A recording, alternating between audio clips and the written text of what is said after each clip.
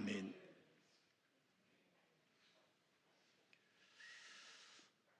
예수님에 관한 출생과 예수님의 삶에 관한 이야기를 가리켜서 우린 사복음서라고 말하죠. 그런데 여러분, 사실 예수님의 출생에 관련된 성경의 언급은 마태와 누가밖에 없어요. 마가복음과 요한복음은 그 어릴 때 예수의 이야기를 다짜고짜 기록하지 않은 채 바로 예수님의 공생애부터 기록해 놓은 것을 볼 수가 있습니다. 예수님에 관한 이야기를 똑같이 보도하고 있는 복음서가 이렇게 조금씩 또는 적지 않은 차이를 나타나고 하는 이유는 그 복음서가 기록되던 당시의 상황과 시기들과 맞물려 있음을 볼 수가 있습니다. 자, 마태와 누가에는 예수님의 출생에 관한 이야기를 소개하고 있지만, 여러분, 마태와 누가의 소개는 약간씩의 차이를 보여주고 있습니다. 우선 성령의 능력으로 마리아의 임신 사실을 누구에게 알리느냐라고 하는 것부터 차이가 나요. 마태복음은 천사가 요셉에게 먼저 찾아갑니다. 그러나 반면에 누가복음은 마리아에게 찾아오는 것을 볼 수 있어요. 또 마태복음은 동방 박사들이 등장하지만 누가복음에서는 목동들이 등장이 되고 있어요. 마태복음에는 요셉의 가족들이 그 갓난맹이 신생아인 예수를 가슴에 품고 이집트로 피난 가는 이야기가 있지만, 그리고 그 헤롯이 동방 박사들에게 속아서 베들레헴 인근 지방의 만 2세 미만의 아이들을 학살하는 장면이 마태복음을 소개하고 있지만, 오늘 누가복음에는 동방 박사들의 이야기도 없고 헤롯의 이야기도 기록하지 않습니다. 단지 그 두 여인이 만나는 이야기를 오늘 우리 가운데 소개하고 있습니다. 그러면 마태복음과 누가복음의 차이를 뛰어넘어서 그럼 누가복음만 상황을 보더라도, 여러분, 누가복음 1장은 세례 요한과 예수님의 탄생에 관련된 이야기를 전하고 있습니다. 우리가 지금 12월 들어서 이 누가복음 1장을 말씀을 나누고 있지 않습니까? 세례 요한의 출생과 예수님의 잉태와 출생을 다루고 있는데, 그러나 이 두 이야기가 비슷한 점이 있습니다만, 그러나 자세히 살펴보면 또 다른 것을 볼 수가 있어요. 여러분, 천사로부터 탄생 예고를 받았고 아기를 낳기 어렵거나 낳으면 안 되는 어머니를 가졌다라고 하는 것은 공통점을 가지고 있습니다. 여러분, 세례 요한의 어머니였던 엘리사벳은요, 나이가 많아서 아이를 잉태할 수 없었던 한많은 여인이었습니다. 그런 그 여인이 임신했습니다. 아이를 낳았어요. 세례 요한을 낳았습니다. 반면 예수님의 어머니 마리아는 아이를 낳으면 안 될 때 아이가 임신된 거예요. 아이를 낳으면 안 돼요. 지금은 요셉과 정혼하고 1년의 정결 예식 시간에 거룩한 순결의 의식을 익게 하는 그 시점에 마리아는 아이를 잉태합니다. 오늘 본문에서 우리의 관심을 더 끄는 대목이 두 가지 이야기가 있는데, 하나는 세례 요한의 경우는 천사가 아버지 사가랴에게 나타나서 아기의 탄생 소식, 임신 소식을 예고한 반면에 예수님에 관해서는 어머니 마리아에게 나타났습니다. 세례 요한의 경우는 그의 부모가 제사장이라고 하는 높은 집안이었는데, 반해서 예수의 경우는 신분이 낮은 목수의 집안에 있었다는 차이점을 가지고 있습니다. 아기가 탄생된 예고된 장소가 세례 요한의 경우는 성전 안에서 하나님 앞에 제사를 드릴 때 그 임신 소식을 하나님 앞에 들었지만, 예수님은 마리아가 집에 있었다는 점 등이 똑같은 누가복음에서 소개하고 있는 세례 요한과 예수님의 어릴 때 이야기가 차이가 있는 것을 볼 수가 있어요. 그러나 더 중요한 것은요, 두 이야기가 결정적인 차이는 남자에게 전달됐느냐 여자에게 전달됐느냐, 그가 제사장이었느냐 일반 평민의 목수의 아내가 될 사람이었느냐, 장소가 성전이었느냐 집에 있느냐라고 하는 것도 물론 중요하겠지만, 그러나 더 중요한 것이 하나 있어요. 성전에서 분향하던 제사 지내던 사가랴에게 천사가 와서 내 아내가 아이를 임신할 것이라는 이야기를 했을 때 사가랴는요 믿지 않아요. 내 아내는 늙었어요. 우리 집엔 소망이 없어요. 아이를 임신한다는 것이 불가항력적인 일이에요. 그래서 여러분, 이 천사의 방문과 천사의 말을 들었던 사가랴는 믿지 않았습니다. 그러나 여러분, 마리아는요 처녀의 몸이에요. 남자를 아직 알지 못하는 수처녀의 몸이었음에도 불구하고 그가 임신한다는 사실을 믿었습니다. 결국 천사의 말을 믿지 않았던 사가랴는 세례 요한이 태어날 때까지 벙어리로 사서 수밖에 없었던 것을 볼 수가 있습니다. 반면 마리아는 결혼도 하지 않은, 자기가 남자도 없이 아기를 낳을 것이라는 그 엄청난 이야기를 듣고도 뭐라고 고백합니까? 이 몸은 주님의 여종입니다. 지금 말씀대로 저에게 이루어지기를 내가 원합니다. 믿음으로 그는 받아들였다라고 하는 사실이에요. 여러분, 이 고백의 터전 위에 그가 당해야 될 어려움이 그 뒤에 깔려 있는 것을 여러분 아시겠습니까? 파혼을 당해야 되고요, 심하게 여러분 집안에 망신을 당해야 되고요, 그리고 여러분 돌에 맞아 죽을 수도 있습니다. 여러 가지 일들이 얼마나 많은지 몰라요. 여러분, 오늘날로 말하면 미혼모라는 그 피아냥 소리를 들어야 합니다. 속도 위반이라고 하는 모욕도 감수해야 되는 거예요. 이 모든 것을 마리아는 감수합니다. 우리는 그저 성경 구절 몇 번 읽고 넘어가지만, 여러분, 그 마리아가 당했을 그 구설수와 수모는 그 이후에도 계속적으로 연결되지 않았겠습니까? 여러분, 당시 조혼의 풍습이 있어서 마리아가 보통 한 15세, 16세에 결혼한다고 보면 그가 한 17세 정도에 이 예수를 잉태했다라고 할 때 말입니다. 그리고 또 하나, 예수님께서 처형당하시고 십자가에 돌아가실 때 예수의 어머니 마리아는 여러분, 우리로 치면 한 40대 중반의 나이였을 거예요. 그 40대 중반의 나이에 자기의 큰아들인 예수가 십자가에 벌거벗긴 채 죽임을 당하는 그 모습을 보았던 어머니의 그 심정이 여러분 어떠했겠어요? 아이를 임신하고 나서 미혼모라고, 속도 위반이라고, 불결한 여인이라고, 정조 지키지 못한 여인이라고 온갖 소문을 다 감당한 것보다도 어쩌면 그 40대 중반에 맞이했던 그 자기 아들 예수의 죽음을 경험했던 그 어머니 마리아는 이루 말할 수 없는 고통과 아픔을 겪을 수밖에 없었을 거예요. 우리는 사실 성경을 보면서 거기까지 생각을 안 해요. 마리아는 믿음이 좋았고, 마리아는 죽음을 각오하고 예수님을 잉태를 믿음으로 고백함에 불구하고 그가 가져야 될 수많은 모욕과 그 수많은 난관들을 여러분 어떻게 나갈 수 있었겠습니까? 그런 상황에서 오늘 두 여인이 만납니다. 엘리사벳과 마리아의 만남입니다. 여러분, 제사장 사가랴의 가정에서 지난주에 설교 드렸죠. 아이를 낳지 못했습니다. 아이를 안고 성도들이 교회를 오면 그 사가랴가 그들의 머리에 얹고 안수를 하고 축복을 베풀매도 불구하고 정작 자신의 가정엔 아이가 없었어요. 그랬던 그 가정에,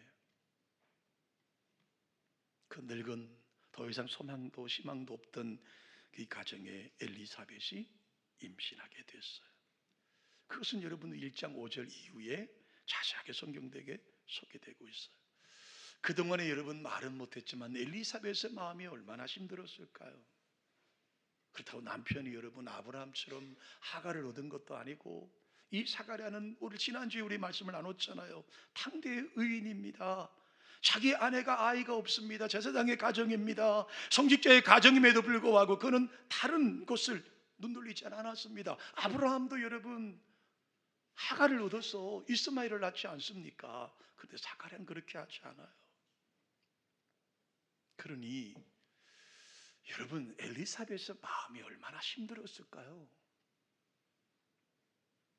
지금이야 의학적으로 병원에 가보면 누가 문제가 있는지 알 수 있지만, 그 당시에 아이를 낳지 못한다는 것은요, 여인이 하나님의 천영, 하나님의 천벌을 받았다고 생각하던 시대였습니다. 그러니 엘리사벳이 아이를 임신하지 못하고 늙어간다라고 하는 것이 얼마나 힘들었겠느냐고요. 그렇게 생리학적으로 임신할 수 없는, 임신 능력이 없는 이 여자가 엘리사벳이 임신하게 된 거예요. 얼마나 축복받을 일이고 얼마나 기뻐할 일이겠습니까? 그러나 여러분 마리아는 엘리사벳과 다릅니다. 방금 전에 말씀드린 것처럼 그 당시에 15, 16세에 결혼을 했다고 본다면 일평생 동안 아이를 낳지 못해서 소가리를 했던 엘리사벳보다 이 10대 소녀가 겪어야 될 그 마음고생은 엘리사벳 못지않게 힘들었을 거라고요. 어쩌면 마리아가 닥치는 이 임신의 소식은요 더 딱해 보일 수밖에 없어요. 왜냐하면 아시다시피 요셉과 정혼했습니다. 이스라엘은 여러분 약혼시가라고 1년을 기다립니다. 왠지 아세요? 순결서약이 있어요. 정결 예식이 있어요. 1년 동안 나는 정결하겠다, 1년 동안 나는 순결하겠다라고 하는 제도가 있어요. 그런데 그만 덜컥 천사의 방문을 통해 성령으로 잉태되었다. 남편에게는 어떻게 설명할 겁니까? 자기 친정부모에게는 어떻게 설명하겠습니까? 상대방 시댁 식구들에게는 어떻게 설명하겠습니까? 자칫하면 이 어린 여자는요 부도덕한 여자로 낙인 찍힐 수밖에 없어요. 여러분 엘리사벳은 임신을 못해서 수많은 순환과 아픔과 고난을 겪었지만 그러나 결국 임신했어요. 그러나 마리아는 임신하면 안 되는 시기입니다. 임신하면 안 되는 모든 것이 끝나는 시기에 마리아는 임신을 해요.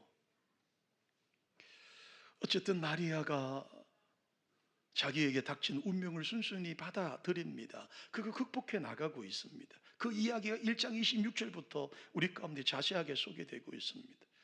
엘리사벳보다 6개월 늦게 아기를 갖게 된 마리아는요 엘리사벳 집을 방문하게 됩니다. 양가 친척 관계였겠죠. 오늘 본문 우리 읽으셨던 본문이 바로 그 말씀의 대목에서 출발하고 있는 거예요. 자, 그런데 여러분 사도행전 1장 14절 말씀에 따라 보면 예수님께서 부활 승천하신 이후에 예루살렘에 있는 마가 요한의 집에 다락방의 성도들이 모였습니다. 거기에 누가 있었어요? 마리아도 있었어요. 예수님의 어머니 마리아도 있었다고요. 여러분 그림을 그려보세요. 거기서 얼마나 많은 주의 제자들이 어머니 마리아를 위로했겠어요. 여러분 겨우 이제 나이 40대 중반 된 여인이 자기의 큰아들을 십자가에 처참하게 죽는 모습을 바라봤던 그 마리아를 얼마나 많은 성도들이 여러분 위로했겠어요.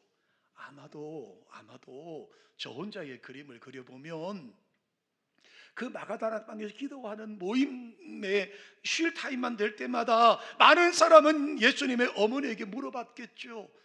어머니, 예수님 맹태될 때, 성령 맹태될 때 기분이 어떠셨어요? 그때 마음이 어떠셨어요? 예수님을 임신했을 때의 자신의 느낌이 어떠했는지, 또 예수님을 키우면서 어떤 일이 있었는지, 그 예수님이 12살 때 어떤 일이 있었는지 아마도 말할 기회가 많지 않았겠습니까? 마리아의 이런 말들이 오늘 본문에 마리아의 찬송시로 누가복음의 제자인 저자인 누가가 기록해 놓았어요. 다시 말하면 초대교회의 성도들은 오늘 마리아의 찬송을 알고 있었다라고 하는 겁니다. 자, 그걸 정리한 텍스트가 오늘 우리가 읽으셨던 본문의 말씀인 거죠. 46절부터 55절의 말씀이에요. 그 내용을 우리는 마리아의 찬송이라는 말로 씁니다. 내용을 보면 이렇습니다. 내 영혼이 주를 찬양합니다. 주님은 거룩하신 분이십니다. 주님을 두려워하는 이들에게 대대로 자비를 베푸시는 분이십니다. 주님은 전능하신 팔을 펼치시고 마음에 교만한 자를 흩으셨고 권세 있는 자들을 그 자리에서 내치시고 보잘것없는 자들을 일으켜 세우시는 높이셨던 분입니다. 배고픈 사람들에게 좋은 것으로 배불리시고 부자는 사람의 빈손을 돌려보내시는 분이시고 이스라엘을 도우사 아브라함과 그 자손에게 국률하심의 영원하신 분이십니다 라고 지금 찬양하고 있는 거예요. 두 사람, 늙은 여인 엘리사벳과 임신하지 않아야 될 시점에 임신이었던 마리아는 두 사람이 만나서 마리아가 지금 이 찬양을 하나님께 올려드리는 거예요.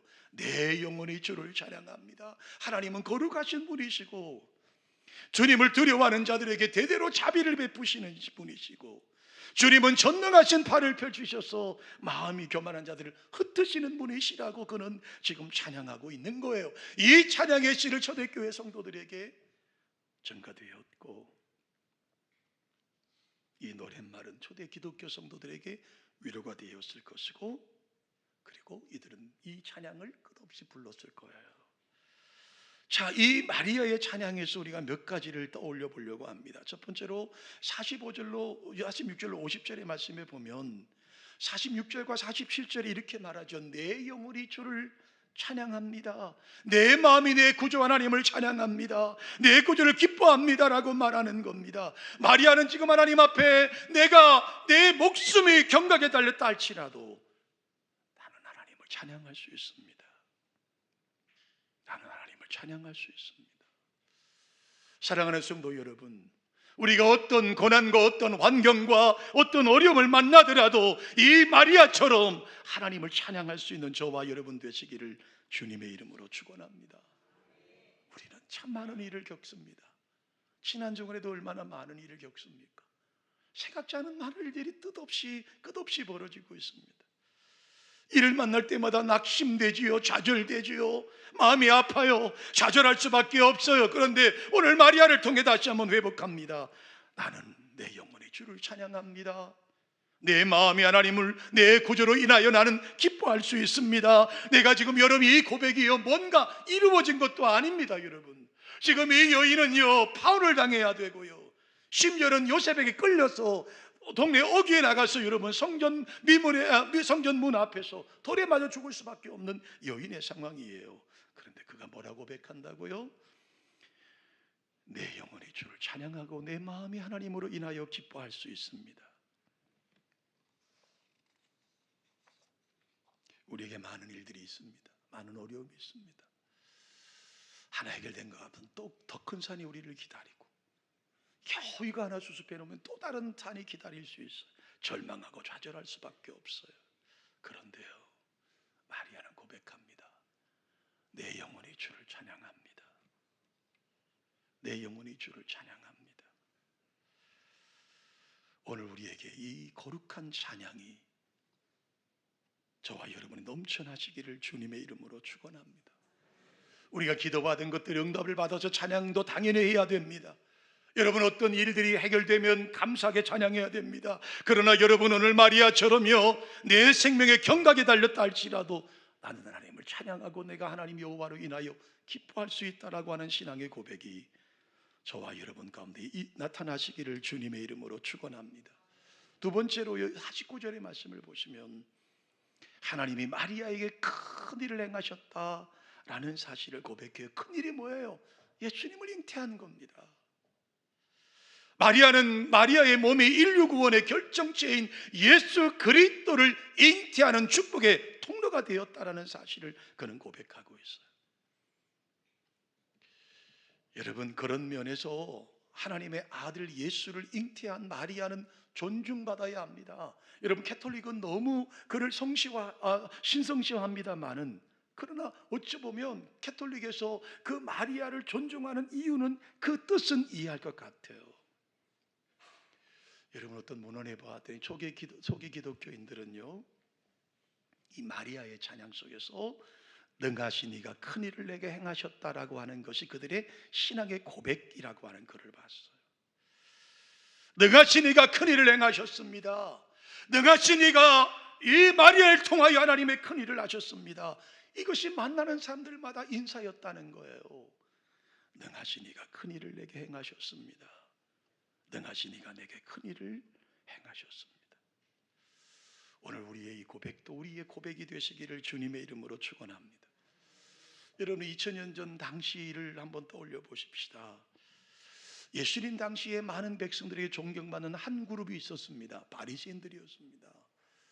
스스로 구별된 사람들, 우리는 구별되었어. 우리는 매일 하루에 5번씩 기도하고 금식하고 11조를 정확하게 드리는 거룩한 사람들이라고 말했습니다. 그러나 여러분, 성경을 보세요. 주님의 가장 책망을 받은 사람이 바리새인들이지 않습니까? 당신들은 하나님의 뜻과 상반되게 살아가고 있음에도 불구하고 사람들 앞에 종교 전문가로, 가장 하나님을 잘 섬기는 사람으로 행세한 것과 뭐가 다르겠습니까? 오늘 우리도 그렇지 않나요?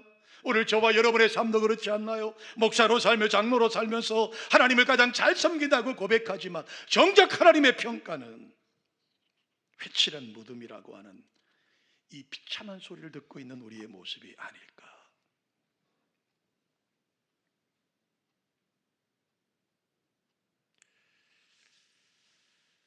(49절을) 다시 한번 본문을 보실까요?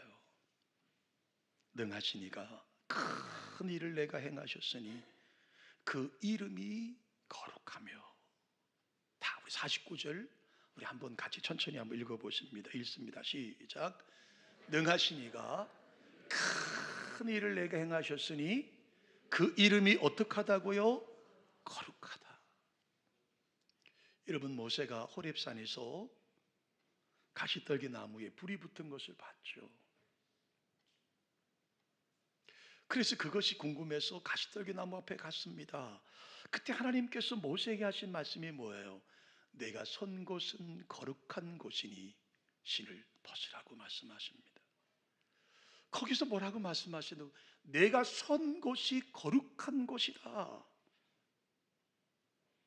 너무 거룩해서 하나님 앞에 그가 신을 벗을 수밖에 없었던 거예요. 신을 벗는다는 의미는 뭐예요? 나는 하나님의 종일 수밖에 없습니다라고 하는 자신을 포기하고 내려놓는 순간인 거예요. 여러분, 사도 바울이요, 사울 당시에 기독교인들을 색출하기 위해 다메섹으로 가고 있습니다. 얼마나 여러분 의기양양하고 살기가 등등했겠습니까? 그런데 다메섹 도상에서 예수님을 만납니다. 이전에 경험하지 못했던 놀라운 이상한 빛을 봅니다. 이상한 소리를 통해서 부활의 주님을 만났습니다. 일시적으로 시력을 잃어버리지 않습니까? 여러분, 이게 거룩한 두려움 아닐까요? 거룩한 두려움. 오늘 우리에게 하나님 앞에 거룩함이 있나요? 우리에게 하나님 앞에 거룩한 두려움이 있나요? 오늘 내가 하는 말, 내가 하는 행동, 내가 하는 모든 예배 행위가 하나님 앞에 거룩한 두려움이 있나요? 가시떨기 나무 앞에서 신발을 벗었던 모세처럼 하나님의 영원한 거룩한 빛을 만났던 그 사울이 꼬꾸라졌던 것처럼 그들 두 사람에게 있었던 거룩한 두려움이 오늘 우리 속에 있느냐는 거예요. 우리는 어쩌면 매년마다 성탄절을 보내고 있는지 몰라요. 그저 돈 몇 푼, 1, 2만 원 통장에 집어넣고, 헌금 봉투에 집어넣고 나와서 내가 할 일을 다 했다고 고백하고 있는지 몰라요. 여러분, 성탄은요 그렇게 보낼 수 있는 게 아닙니다.